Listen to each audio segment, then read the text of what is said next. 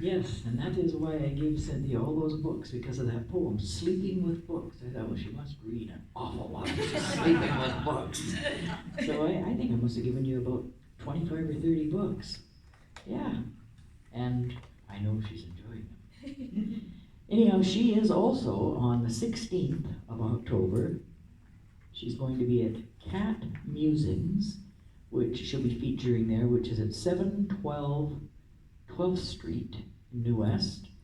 And it starts at 7 o'clock. It's free. Where else can you get a great show of words free except in New Westminster? Anyhow, please try and go and see Cynthia. And now we have time for Stephen Karr, if he wishes to come up, open mic. Then after Stephen, we'll see if Rod wants to come up and do a couple more, and then we'll close it.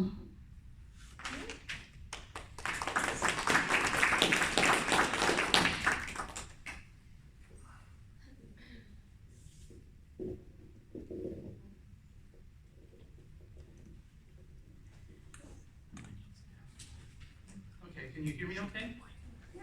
Okay, great. So I'm going to read a couple of poems. It turns out I did bring a couple of poems with me that I had actually written to artwork at the New West Artists Gallery and read at an art and poetry event there last weekend.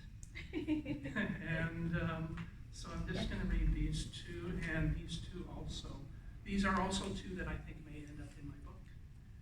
We'll see. So here we go. And the first one was, it's called River of Hope. That's the title of the piece, and it was by the artist Marriott Leppert.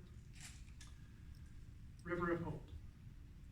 Blue river of hope, flowing from the mountains, refreshing me, preparing me to see my own life as a river, winding my way through my journey, through my life, with all its bends and curves, its unpredictable wanderings that challenged me and changed me, the change I unknowingly wanted, to see time as a river. As the river body changes over its course, so does my body, so does my life.